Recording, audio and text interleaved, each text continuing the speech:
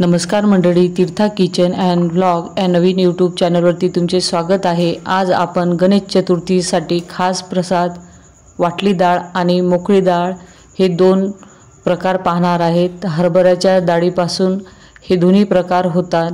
पटकन आणि घरच्या साहित्यात होणारे गणपतीच्या आवडीचे हे दोन्ही प्रसाद आहेत।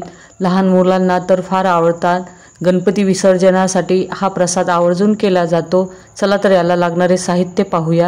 तर एक वाटी हरभऱ्याची डाळ घेतली, हिला स्वच्छ धुवून घ्यायचे।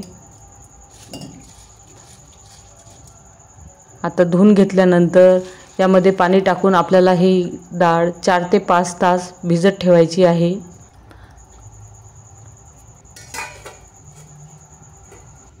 तर इथे आपली डाळ भिजून 5 तास झालेले आहेत। डाळ चांगली भिजलेली आहे। आता ही डाळ आपल्याला 1-2 पाण्याने धुवून यातले पाणी निथळून घ्यायचे आहे। तर अशी चाळणी घेऊन यातले पाणी आपल्याला निथळून घ्यायचे। आता आपण रेसिपीला सुरुवात करू। पहिल्यांदा आपण वाटली डाळ करायची आहे। तर यातलीच मोजून 1 वाटी डाळ आपण घेतलेली आहे। तर याला लागणारे साहित्य पाहूया।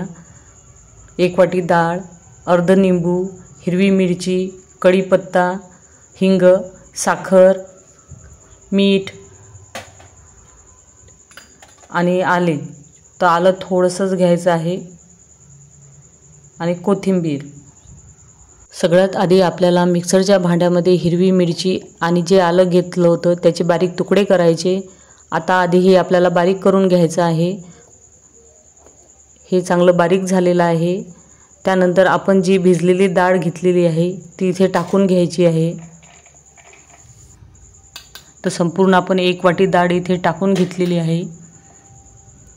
त्यासाठी चवीनुसार अर्धा चमच्यापेक्षा थोडं कमी मीठ आणि 1 चमचा आपण साखर टाकून घेतलेली आहे। यासाठी जे अर्ध निंबू घेतले होतं ते आपल्याला पिळून घ्यायचं आहे।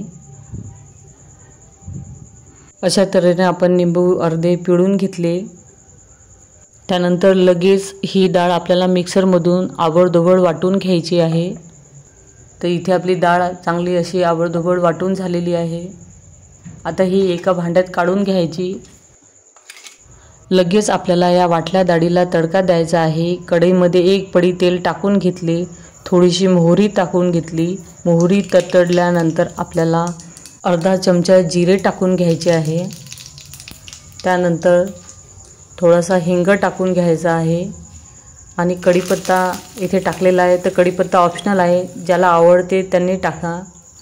आणि थोडीशी हळद टाकलेली आहे। टाकलेले सर्व साहित्य चांगले एकत्र करून घ्यायचे आणि वाटलेल्या डाळीवरती हा तडका टाकून द्यायचा आणि चांगली ही डाळ आणि तडका एकत्र करून घ्यायचा। थोडीशी कोथिंबीर टाकली। आता हे चांगले एकत्र करून घ्यायचे। तर इथे आपली गणपती बाप्पांसाठी वाटली डाळ तयार झालेली आहे। कुठे कुठे ही डाळ परतून केल्या जाते, म्हणजे आपण तडका केला त्यामध्येच ही वाटलेली डाळ थोडीशी परतून घेतात। तशा प्रकारे केली तरी चालते, पण आमच्या शाळेत आम्हाला असाच प्रसाद मिळायचा। तर ही आपली वाटली डाळ गणपती बाप्पांसाठी बेस्ट नैवेद्य आहे, पटकन होतो। चला तर आपण आता दुसरा प्रकार पाहूया। तर त्यातलीच 1 वाटी डाळ आपण घेतली। आता याला लागणारे साहित्य पाहूया। साखर, मीठ, लाल तिखट, मोहरी, हळद, जिरे आणि हिंग, कोथिंबीर आणि कढीपत्ता हे आपल्या मोकळ्या डाळीचे साहित्य आहे। चला तर आपण रेसिपी करायला सुरुवात करूया। कढई घेतली, तर जाडबुडाची कढई घ्यायची। तर याला जास्त तेल लागत नाही। 1 पडी तेल घेतले, थोडीशी मोहरी घेतली। मोहरी चांगली तडतडली की आपल्याला यामध्ये जिरे घालून घ्यायचे आहे।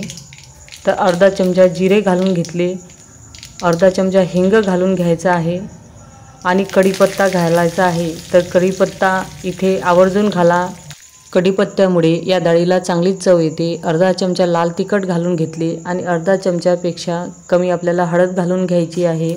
आता हे चांगले एकत्र करून घ्यायचे आणि आपण जी भिजवलेली हरभऱ्याची डाळ 1 वाटी घेतली ती संपूर्ण डाळ इथे टाकून घ्यायची आहे। आता हे सर्व साहित्य चांगले एकत्र करून घ्यायचे। त्यानंतर चवीनुसार आपल्याला इथे मीठ घालून घ्यायचे आहे।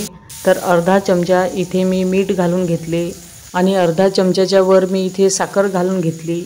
आता हे सर्व साहित्य एकत्र करून घ्यायचे आणि मंद आचेवर आपल्याला ही डाळ 3 ते 4 मिनिट शिजून घ्यायची आहे। तर यावर ताट ठेवून द्यायचे आणि ताटावरती आपल्याला पाणी घालून घ्यायचे आहे। असे केल्यामुळे आपली डाळ खालून करपणार नाही आणि वाफेवर चांगली शिजेलही। आपले इथे 3 मिनिट पूर्ण झाले। डाळीवरचं झाकण काढून पाहूया डाळ कितपत शिजलेली आहे। तर डाळ चांगली वाफेवर आलेली आहे। चमच्याने डाळीला चांगले हलवून घ्यायचे। त्यानंतर हे जे ताटावरचं पाणी आहे गरम ते आपल्याला 1 कप भर टाकून घ्यायचं आहे। तर पाणी ताटावरचं चांगलं गरम झालेलं आहे। गरम पाणीच आपण यात टाकत आहोत। तर 1 कपाच्या जवळपास आपल्याला इथे पाणी टाकून घ्यायचे आहे आणि मंद आचेवर पुन्हा आपल्याला 4 ते 5 मिनिट ही डाळ शिजून घ्यायची आहे। हरभऱ्याची डाळ आहे तर हिला शिजायला वेळ लागतो, तर मंद आचेवरच आपल्याला ही डाळ शिजून घ्यायची आहे। तर आता आपल्या डाळीला शिजून 5 मिनिटे झाले। तर चमच्याने हलवून पाहू डाळ आपली योग्य प्रकारे शिजलेली आहे। कारण या डाळीला आपल्याला जास्त शिजवायची नाही, म्हणजे याचे तुकडे झाले नाही पाहिजे। अशीच अख्खी डाळ या प्रसादामध्ये आपल्याला ही दिसली पाहिजे।